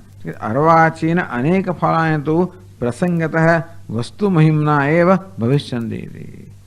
અર્વાચીન એટલે નાનકડા ફળ બધા, ટૂંકમાં મર્યાદિત, ક્ષુદ્ર, નાનકડા, અલ્પ જે ફળો છે અથવા તો અહીંના આ બધા વ્યાવહારિક ફળો છે એ બધા જે છે તો પ્રસંગત વસ્તુ મહિમના એવ. આ વસ્તુનો મહિમા જેવો છે, આ સર્વાત્મત્વનો મહિમા જેવો છે કે બીજા બધા નાનકડા ફળ છે એ તો પ્રાસંગિક રીતે પ્રાપ્ત થશે, ભવિષ્યંતિ તે તો થશે. એની તાત્પર્ય ટૂંકમાં કઈ વસ્તુને ધ્યાનમાં રાખીને આ સ્તોત્રનું સેવન કરવું. અણિમાદી સિદ્ધિઓને ધ્યાનમાં રાખે નહીં પરંતુ સર્વાત્મત્વને ધ્યાનમાં રાખીને સ્તોત્રનું સેવન કરવું એવું સ્તોત્રકારનું કહેવું છે. તો એ સ્તોત્રકારે કારણ કે શાસ્ત્રની આ શૈલી છે. શાસ્ત્રમાં એકથી અનેક સ્થળે બ્રહ્મજ્ઞાની માટે પણ ઘણી બધી વ્યાવહારિક સિદ્ધિઓની વાત કરવામાં આવી છે અને આ સ્તોત્ર પણ શાસ્ત્રનો નિચોડ હોવાને કારણે જે પ્રકારની શૈલી શાસ્ત્રમાં પ્રયુક્ત કરવામાં આવે છે એ અહીંયા પ્રયોગ કરે. જેમ ભગવદ્ ગીતાની અંદર પણ ભલે બ્રહ્મ વિદ્યા મુખ્ય વિષય છતાં પણ ત્યાં ભગવદ્ ગીતામાં પણ બ્રહ્મલોક વગેરે જે છે એની વાત 8મા અધ્યાયમાં કરવામાં આવી. એટલે કે જે ક્રમ મુક્તિ કે પહેલા યોગીને બ્રહ્મલોકની પ્રાપ્તિ થાય એ દ્વારા મોક્ષ પ્રાપ્ત થાય એ ક્રમ મુક્તિ શાસ્ત્રમાં કઈ છે એ કહેવી જોઈએ. એટલે સિન્સિયર લોકો છે, પ્રામાણિક છે. માત્ર અમુક જ પોતાને પ્રેમ છે એટલી વસ્તુ કહે ને બાકી ન કહેવાય એવું નહીં. એટલે શાસ્ત્રને આપણે પૂરો ન્યાય આપવો, પ્રામાણિક રહેવો. અને તે રીતે એવું કહી શકાય ને કે સર્વાત્મ વિભૂતિ પ્રાપ્ત થાય તો ખ્યાલ પણ ના આવે બીજાને. તો કે નહીં, એવી શાસ્ત્રમાં કહ્યું છે કે આત્મજ્ઞાન ભલે શાસ્ત્રમાં કહેવામાં આવી હોય અને ભલે તેથી આ સ્તોત્રમાં કહેવામાં આવી હોય પણ એનું પ્રયોજન એ તમે એ વિભૂતિ પ્રાપ્ત કરવા માટે આ જ્ઞાન કે સ્તોત્રનો પ્રયોગ કરો એ નથી, પરંતુ જે મહાવિભૂતિ છે એને માટે તમે પ્રયોગ કરો. એટલે બાકીની બધી જે નાની મોટી જે વિભૂતિ છે એ તો એની સાથે સાથે જ આવશે. એની તાત્પર્ય એ પ્રકારનું તાત્પર્ય વાર્તિકારનું છે. તો વાર્તિકાર એ પ્રકારે સ્તોત્રકારનું તાત્પર્ય સમજે છે. એવું તાત્પર્ય વાર્તિકારનું છે એ રીતે ટીકાકાર આપણને કહે છે. ટીકાકાર વાર્તિકારનું શું તાત્પર્ય છે અને તે વાર્તિકારે સ્તોત્રકારનું શું તાત્પર્ય કહ્યું એ તો આપણને કહે છે. અભિપ્રેત્ય આહાર એટલે વાર્તિકાનું આ પ્રકારનું તાત્પર્ય છે. એટલે પુત્ર પૌત્ર તો બીજા શ્લોકમાં કહે છે પુત્ર પૌત્ર ગૃહક્ષેત્ર ધન ધાન્ય સમૃદ્ધય અર્વાચીનાશ્ચ સિદ્ધ્યન્તે સ્વર્ગ પાતાલ ભૂમિષુ. ચાલો બધી ભૂમિમાં સ્વર્ગમાં પાતાળમાં અને પુત્ર પૌત્ર એટલા મરતે લોક તો ખરો જ. ત્રણેય લોકમાં પુત્ર એટલે સ્વર્ગમાં જાઓ તો વંચિત નહીં રહેવાનું. પાતાળમાં બધું મળશે તમને. ટૂંકમાં બધી જગ્યાએ સ્વર્ગ પાતાળ ભૂમિ શું સ્વર્ગમાં સ્વર્ગલોકમાં ને પાતાળમાં પણ પુત્ર પૌત્ર ગૃહ ક્ષેત્ર મનુષ્ય સ્વાભાવિક પ્રેમ સંતાન માટે સ્વાભાવિક પ્રેમ હોય અને સંતાનના સંતાન માટે પ્રેમ હોય છે. એ લોકોને આ બહુ તીવ્ર તો પોતે યુવાનો ત્યારે પોતાને સંતાન જોઈએ એ પણ જ્યાં ઝંખના હોય. પછી જરાક ઘરડા થયા એટલે પછી પૌત્ર માટે ચાલો મને ભાઈ પૌત્ર એટલે પછી કહે પુત્ર બધું પૌત્રને કહે ચાલો ભાઈ હવે તમારું સંતાન ક્યારે આવશે. તેથી આપણા શાસ્ત્રોમાં કહ્યું જ છે કે પૌત્ર માટે પ્રયત્ન થવો જોઈએ સંતતિ જાળવવા માટે. પણ એ પ્રકારની ઝંખના હોય છે. પુત્ર પૌત્ર બહુ પ્રિય વિષય હોય છે બધા. ગૃહ પોતાનું ઘર ક્ષેત્ર એટલે ખેતર ધન એટલે સંપત્તિ ધાન્ય એટલે અનાજ વગેરે આ બધી સમૃદ્ધિ છે. અર્વાચીન ઉતરતી સમૃદ્ધિ આ બધી કેવી છે અર્વાચીનાશ્ચ ઉતરતી સિદ્ધિઓ પણ એટલે આ મુખ્ય નથી આ પણ સિદ્ધ્યંતી ક્યાં સ્વર્ગ પાતાળ ભૂમિશું સ્વર્ગ પાતાળ બધા લોકની અંદર બધા સર્વ લોકની અંદર આ પ્રકારની સિદ્ધિઓ પણ સિદ્ધ થાય છે. એટલે આની ચિંતા ના કરશો. કારણ વાત એ છે કે આની ચિંતા કરશો નહીં. આ ચકારથી કહેવામાં આવ્યું આ પણ એવું એટલા માટે ટીકાકારે કહ્યું કે વાર્તિકાર કહેવા માંગે છે કે આ સિદ્ધિઓ કંઈ મહત્વની નથી એને તમે મહત્વ ના આપશો. એટલે અર્વાચીન શબ્દો વાપરી નાખ્યા. ઉતરતી સિદ્ધિઓ ઉતરતી છે ક્ષુદ્ર છે એ શબ્દથી વાર્તિકાર જણાવે છે કે આ સ્તોત્રમાં આ સિદ્ધિઓનું ફળ જણાવવું એ ખરેખર એનું તાત્પર્ય નથી. કે છે ટીકાકાર સ્વર્ગ એવા પાતાલ એવા ભૂમવા ભૂમિ શું એટલે એ પણ ભૂમિ સ્વર્ગ ભૂમિ નહીં પણ સ્વર્ગ પાતાળ અને ભૂમિ સ્વર્ગમાં પાતાળમાં અને ભૂમિમાં એટલે કે પૃથ્વી પર પણ ભવિષ્યંતિ એવા ટૂંકમાં જરૂર યથાકાળમ સર્વે અર્વાચીના ફલભેદા ભવિષ્યંતિ એવા. તો યથાકાળમ પછી ધન એટલે ધાન્ય જ્યારે આવતો હોય ત્યારે આવે કાળ પ્રમાણે આવે પુત્ર કાળ પ્રમાણે આવે પૌત્ર કાળ પ્રમાણે એટલે સીધું બધું ના આવી જાય એના સમય પ્રમાણે આવે કે આ બધી વસ્તુ સમય પ્રમાણે થતી હોય છે ને એટલે કહે છે કે યથાકાલમ તો એ વસ્તુ શોભે પણ ખરી. બિચારા લગ્ન કર્યાને એકદમ લંકાર થઈ જાય બરાબર નથી અને પૌત્ર પણ આવી જાય ત્યારે જરૂર નથી. એટલે એટલા માટે યથાકાળ એટલે જે સમયે જેની જરૂર હોય એ પ્રકારે જે સમયે જેની જરૂરિયાત ઊભી થતી હોય છે એ પ્રમાણે. એટલે ધન પણ એને જોઈએ ધાન્ય જોઈએ પણ જ્યારે ભૂખ લાગી હોય ત્યારે પછી બધી વખતે નથી જોઈતું. એટલે યથાકાલમ સર્વે અર્વાચીના ફલભેદા સિદ્ધ્યંતે એના સમય પ્રમાણે આ બધા પ્રકારની અર્વાચન એટલે ઉતરતી સિદ્ધિઓ પણ પ્રાપ્ત થાય છે.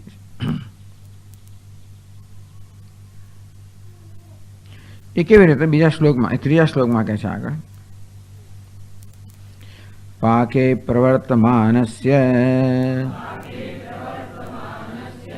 શીતાદિ પરિહારવત પ્રાસંગિકાસ્ય સિદ્ધ્યન્તે સ્તોત્રેણાનેન સર્વદા. તો ટીકાકાર કહે છે તત્ર અસંકલ્પિતસ્યાપી ફલસ્ય અનુસંગિણ સિદ્ધિમ દૃષ્ટાંત ઉપાદાયતી. એટલે જેને આપણે જેને સંકલ્પ ના પણ કર્યો હોય તો અસંકલ્પે તસ્ય આપી, જેનો સંકલ્પ નથી કર્યો, જેની ઈચ્છા દર્શાવી નથી, ફલસ્ય અનુસંગિણ એ પણ એ ફળ એની સાથે સાથે જોડાયેલું આવતું હોય છે. સિદ્ધિમ દૃષ્ટાંતેન ઉપપાદાયતી, તો દૃષ્ટાંતથી આપણને તર્ક સહિત સમજાવે છે કે કેવી રીતે મુખ્ય વસ્તુ પ્રાપ્ત થાય ત્યારે આપણે ઈચ્છા ન પણ કરી હોય તો પણ એની સાથે સંકળાયેલી વસ્તુ પ્રાપ્ત થતી જ હોય છે. ક્યાં જવાનું છે? આવે છે. એટલે કહ્યું પાકે પ્રવર્તમાનસ્ય, ચૂલો સળગાવે અને કોઈ રસોઈ કરતું હોય તો શીતાદિ પરિહારવત, એટલે તરત પેલા સવારના પરમાં પાણી ગરમ કરવા તૈયાર થઈ જાય ચૂલો સળગાવવા માટે. કે આમ છૂટવાતો ને ઠંડીમાં, એટલે ચૂલા સામે બેસીને પછી એની ઉષ્માથી ઠંડી દૂર કરે. જૂના જમાનો એવો ચૂલો સળગાવવો પડે, લાકડા બધા મૂકીને ચૂલો સળગાવવાનો હોય, ફૂંકણી લગાવવાની હોય, ઉપર મોટું તપેલું હોય, પેલું બહારથી કાળું થઈ ગયું અંદરથી કલઈ વગેરે એવું તપેલું મોટું હોય, પાણી ભરવાનું હોય બધા ઘરના માણસો માટે. એવું કામ તમે કરો તો જોડો સવારમાં ઠંડીમાં ઠૂઠવાતો હોય ત્યારે એની સામે જ બેઠેલા હોય. અને તેથી પાકે એટલે રસોઈ બનાવતો હોય કે આ પ્રકારે કશી વસ્તુ ગરમ કરતો હોય તો પાકે પ્રવર્તમાન શીતાદિ પરિહારવત, તો ઠંડીનો પરિહાર થઈ જ જવાનો છે. અગ્નિ ગરમ તો કરે, એનો મુખ્ય સ્વભાવ છે જોડે જોડે આપણી ઠંડી પણ દૂર કરે અને અંધારું દૂર કરે. અગ્નિમાં પ્રકાશ હોવાના કારણે આદિ એટલે અંધારું પણ દૂર કરે અને ગરમી હોવાના કારણે શીતળતા દૂર કરે. રસોઈ તો બનાવે છે એટલે અગ્નિનો મુખ્યનો લાભ છે પાક, એટલે કે રસોઈ કરવી, એટલે કે અન્ન પકાવવો, પણ જોડે જોડે આપણે આવા ફળ પણ મળી રહે. જેવી રીતે કહ્યું ને વૃક્ષ આપણે છે ને તો ફળ માટે વાવીએ, આંબો છે ને વાવીએ ફળ માટે વાવીએ, પણ જોડે પ્રાસંગિક ફળ પણ મળી જાય આપણને, એના ફૂલ પણ મળે, પાન પણ મળે, છાંયડો પણ મળે. આંબાના પાન તો પણ એ મંગળ ગણાય છે. આપણે અહીંયા આસોપાલવનું પાન બાંધતા હોઈએ છીએ, પણ દક્ષિણમાં એ લોકો આંબાના પાનનું તોરણ બનાવે એટલે એને મંગળ ગણવામાં આવતા હોય, શુભ ગણવામાં આવતા હોય છે. એ પ્રાપ્ત થાય અને એને સુગંધ પ્રાપ્ત થાય, છાંયડો પ્રાપ્ત થાય.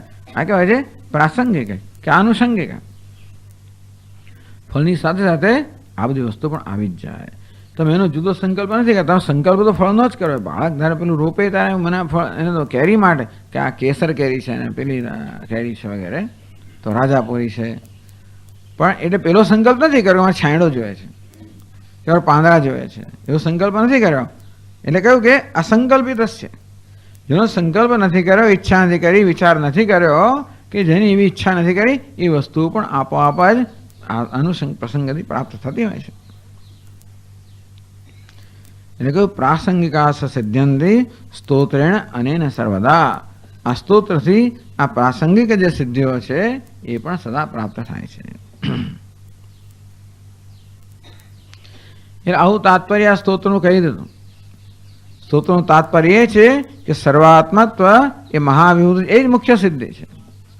એને ધ્યાનમાં રાખીને જ વાસ્તવમાં બુદ્ધિમાન મનુષ્ય આ સ્તોત્રનું સેવન કરવું જોઈએ અને ચિંતા ન કરવી જોઈએ કે બીજી બધી સિદ્ધિઓ મળશે, કારણ કે એ તો પ્રસંગોબાદ પ્રાપ્ત થવાની જ છે. એટલું કહ્યા પછી હવે, કારણ કે સ્તોત્ર કાર્ય ભાઈ અષ્ટસિદ્ધિની વાત કરી એટલે એમણે વાત તો કરવી પડે સ્તોત્રને ન્યાય આપવા માટે. શાસ્ત્રને ન્યાય આપવા માટે સ્તોત્ર કાર્ય કહેવું પડે, સ્તોત્રને ન્યાય આપવા માટે વાર્તિક કાર્ય કહેવું પડે. પણ એ કહેતા પહેલી તાત્પર્ય કહ્યું કે આ તો ખાલી વર્ણન જ છે અને આમાં તો ફસાઈ ના જશો. યોગ શાસ્ત્રનું સ્પષ્ટ કહ્યું છે કે આ બધી ક્ષુદ્ર સિદ્ધિઓ જ કહેવામાં આવે છે, આ બધી ક્ષુદ્ર સિદ્ધિઓ જ કહેવામાં આવે છે. ત્યાં મુખ્ય સિદ્ધિ તો પુરુષ પ્રકૃતિ વિવેક અને દ્રષ્ટાનું સ્વરૂપમાં અવસ્થાન જ યોગ જ ચિત્તવૃત્તિ નિરોધ એટલે સ્વરૂપમાં અનુષ્ઠાન અવસ્થિત થવું એ જ મુખ્ય સિદ્ધિ છે. આ બધી ત્યાં પણ ક્ષુદ્ર સિદ્ધિઓ જ કહેવામાં આવે છે. એવમ તાત્પર્ય મુક્ત્વા સ્યાદ ઈશ્વરત્વમ ઇતિ ઉક્તમ ઈશ્વરત્વમ વ્યાચષ્ટે. તો એટલે કે સિદ્ધે તત્પુનરસદા પરિણતમ ચૈશ્વર્યમ વ્યાહૃતમ નહીં, સર્વાત્મત્વ મહાવિભૂતિમ સ્યાદ ઈશ્વરત્વમ સ્વતઃ કે તતઃ ઈશ્વરત્વમ સ્યાદ. એ વાત સમજાવે છે 4થા અને 5મા શ્લોકમાં કહે છે. ऐश्वर्यमीश्वरत्वं हि तस्य नास्ति पृथक् स्थितिः पुरुषे धावमानेऽपि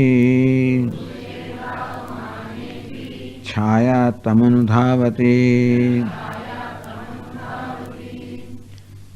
अनन्तशक्तिरैश्वर्यम् निश्यन्दाश्चाणिमादयः स्वस्येश्वरत्वे संसिद्धे सिद्ध्यन्ति स्वयमेव हि।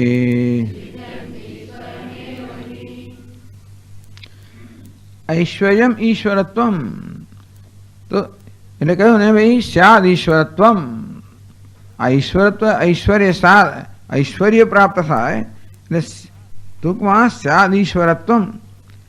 ઐશ્વર્ય એટલે ઈશ્વર, ઈશ્વરનો ભાવ એટલે ઐશ્વર્ય, ઈશ્વરત્વ એટલે ઐશ્વર્ય, ઈશ્વરપણાનો ભાવ એટલે ઐશ્વર્ય. તસ્ય નાસ્તિ પૃથક સ્થિતિ, ઐશ્વર્યની ઈશ્વરથી ભિન્ન સ્થિતિ નથી.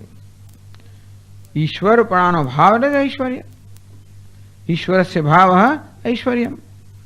નથી ઐશ્વર્યની પ્રભુતા, પ્રભુ કરતા પ્રભુતા જુદી નથી, ઈશ્વર કરતા ઈશ્વર જુદું નથી, શક્તિમાન કરતા શક્તિ જુદી નથી. કાનો ભાવ દે છે તો કે સોનું હોય એટલે એનો ચળકાટ વગેરે સોના કરતા જુદો નથી. સોનું આપણે લાવીએ છીએ ને મળે તો કે એની કિંમત છે એટલા માટે લાવીએ. સોનું આપણે ઘરમાં રાખીએ કે પછી સેફ ડિપોઝિટ વોલ્ટમાં જૂના જમાનામાં અંદર દાટ જે કરતા હોય છે ને માટે કામમાં લાગશે, પણ ચળકાટ જોડે આવે તો તેવે જેનો સ્વભાવ છે તેવી રીતે આ ઐશ્વર્ય ઈશ્વરનો સ્વભાવ છે.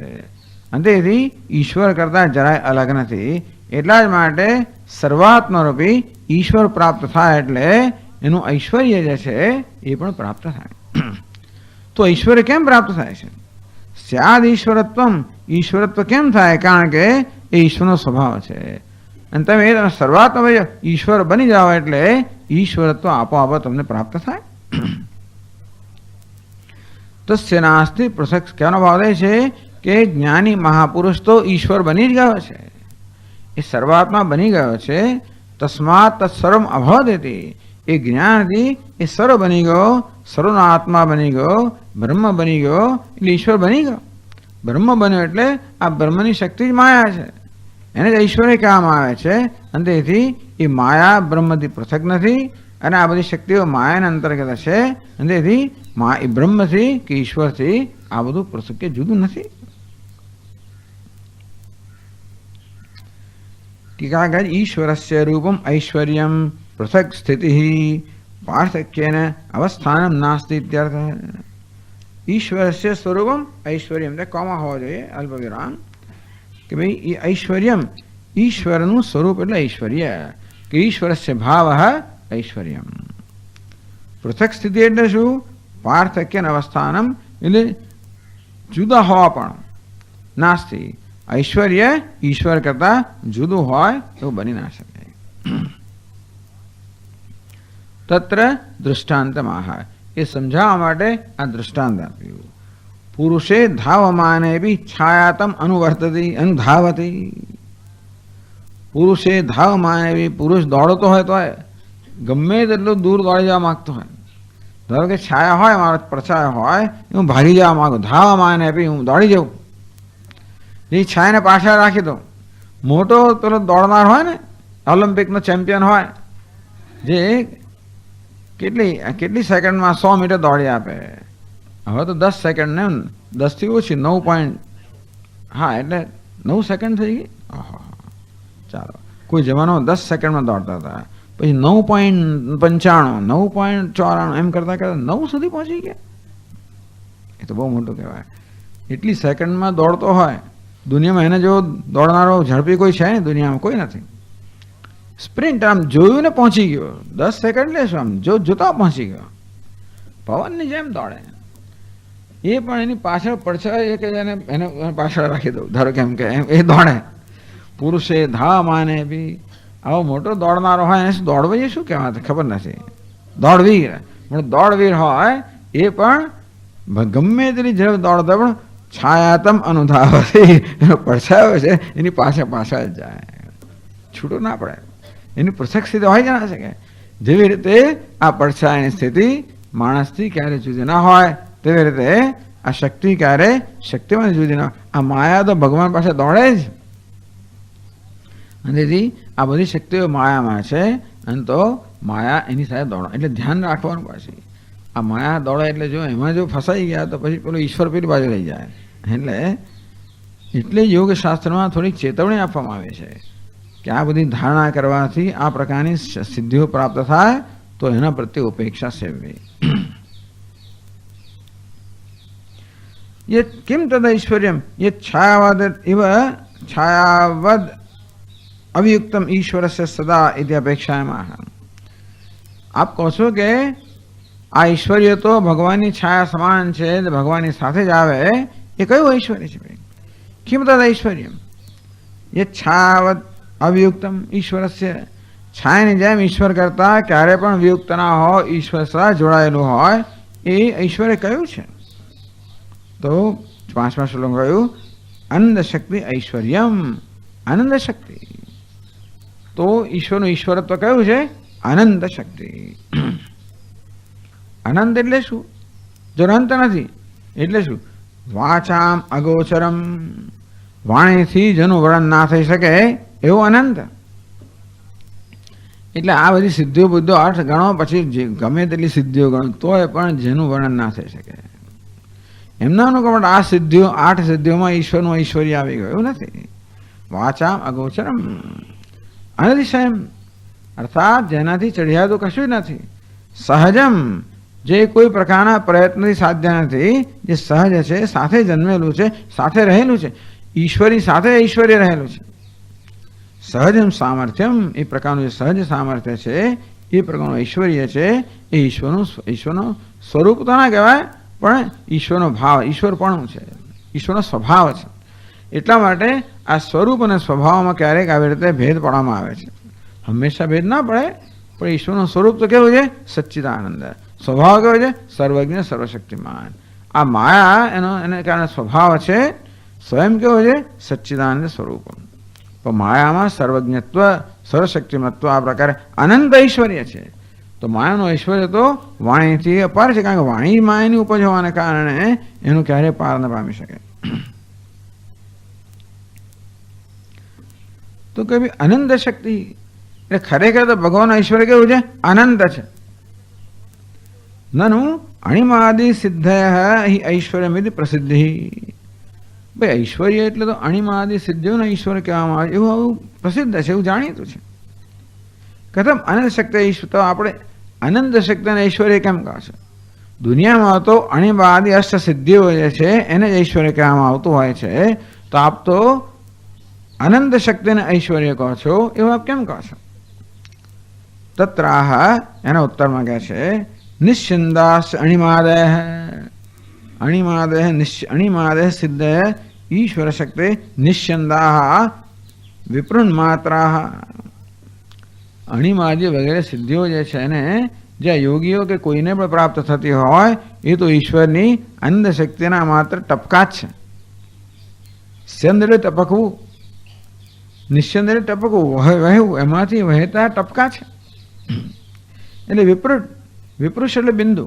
ટૂંકમાં અણિમાદી જે મહાશક્તિઓ કહેવાય છે, જેનું ઐશ્વર્ય કહેવાય છે, એ તો ઈશ્વરની અનંત શક્તિ છે, એના ટપકા માત્ર છે. એવું કેમ? તાસામ પરિચ્છિન્નત્વાત, અણિમાદી શક્તિ કેવી છે? પરિચ્છિન્ન છે. અન્યેષ્વપી તારતમ્યને ભાવાત, ઈશ્વર સિવાય બીજા બધામાં પણ એ ઓછા વત્તા પ્રમાણમાં રહેલી છે. જે કોઈ સિદ્ધિઓ, જે કોઈ આ પ્રકારે સાધના કરી હોય, એની સાધનાના વેગ પર આધારિત છે, કે સાધનાની પરિપક્વતા પર આધારિત છે, આ પ્રકારની સિદ્ધિઓ પ્રાપ્ત થાય. તેથી ઓછા વત્તા પ્રમાણમાં, તારતમ્ય ઓછા વત્તા પ્રમાણમાં આ બધી સિદ્ધિઓ બીજામાં પણ હોય છે. એટલા માટે કહેવામાં આવ્યું કે આ સિદ્ધિઓ તો બધી ઈશ્વરની સિદ્ધિના અનંત શક્તિના ટપકા કે બિંદુ સમાન છે. તથા જ શ્રુતિ એતસ્યૈવ આનંદસ્ય અન્યાની ભૂતાની मात्राम उपजीवन्ति इति। एतस्यैव आनंदस्य परमात्माનો જે આનંદ છે એના લેશથી જ માત્ર બીજા બધા લોકો સંતુષ્ટ છે. તો એક પાદમાં કહેવામાં આવ્યું માત્રા કલાહ અવિદ્યા પ્રત્યુપસ્થાપિતા સ્થાપિતા વિષયેન્દ્રિય સંબંધ કાલ વિભાવ્યા इति. માત્ર કલા તો માત્રા એટલે કલા અવિદ્યા પ્રતિસ્થાપિતા ટૂંકમાં અવિદ્યાથી ઉપસ્થિત કરવામાં આવેલી વિષય ઇન્દ્રિય સંબંધ કાલ વિભાવ્યા.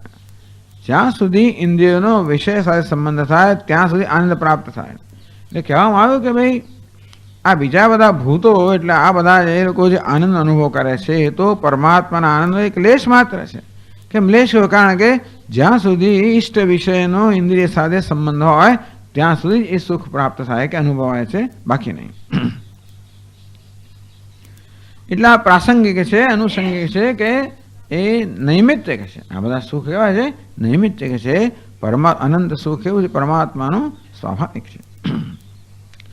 એટલે 5મા શ્લોકની બીજી પંક્તિમાં કહ્યું સ્વસ્યેશ્વરત્વે સંસિદ્ધે સિદ્ધ્યંતિ સ્વયમેવ હિ. સ્વસ્ય ઈશ્વરત્વે સંસિદ્ધે પોતાના ઈશ્વરત્વની સિદ્ધિ થાય ત્યારે સ્વયમેવ સિદ્ધ્યંતિ એ સ્વયં આ બધી શક્તિઓ છે એ સિદ્ધ થતી હોય છે. એટલે ટીકાકાર છે તસ્માત ઈશ્વરત્વ સિદ્ધ્યર્થમેવ સ્તોત્રમ પ્રયોક્તવ્યમ. વળી પાછું તેથી ઈશ્વરત્વની સિદ્ધિ માટે આ સ્તોત્રનો પ્રયોગ કરો. ન અણિમાદ સિદ્ધ્યર્થમ અણિમા વગેરે સિદ્ધિઓ માટે આ સ્તોત્રનો પ્રયોગ ના કરશો. ઈશ્વરત્વની એટલે કે સર્વાત્મત્વની સિદ્ધિ માટે આ સ્તોત્રનો પ્રયોગ કરવો જોઈએ. તસ્ય તસ્મિન આનુષંગિકત્વાત કારણ કે અણિમાદી સિદ્ધિઓ છે તો ઈશ્વરત્વ સાથે એની સાથે આવનારી હોવાને કારણે પ્રભુને તમે પામો તો પ્રભુતા આવી જશે. ટૂંકમાં એ કબીરજી કહે ને કે ભાઈ બધા લોકો પ્રભુતા ઈચ્છે, પ્રભુને કોઈ ઈચ્છતું નથી ને. એટલે બડા સ્વામીજી કહે કે ભાઈ આ બધા લોકો લક્ષ્મી લક્ષ્મી કરતા હોય છે, બધા લક્ષ્મીની ઉપાસના કરે. લક્ષ્મી તો આવે પણ એ તો નારાયણ પાસે રહેનારી છે ને, આવે ખરી પણ પછી સંચય જતી રહે. નારાયણની ઉપાસના કરો, નારાયણ જોડે લક્ષ્મી આવવાની જ છે. તેથી ઉપાસના નારાયણની કરવી જોઈએ, પ્રભુની કરવી જોઈએ તો પ્રભુતા આવી જાય. તો એ રીતે સર્વાત્મરૂપી ઐશ્વર્યની સિદ્ધિ થાય તો બાકીને બધું ઐશ્વર્ય એની જાતે આવી જાય. એટલે કહ્યું કે મળે પ્રભુ માટે હંમેશા આ પ્રયોગ પ્રભુ માટે હંમેશા આપણી ઈચ્છા હોવી જોઈએ, પ્રભુતા માટે નહીં. સ્વસ્થ ઈશ્વરત્વ સંસિદ્ધે સિદ્ધ્યંતિ સ્વયં કારણ કે તેની જાત સ્વયં સિદ્ધ થવાની છે. ઓમ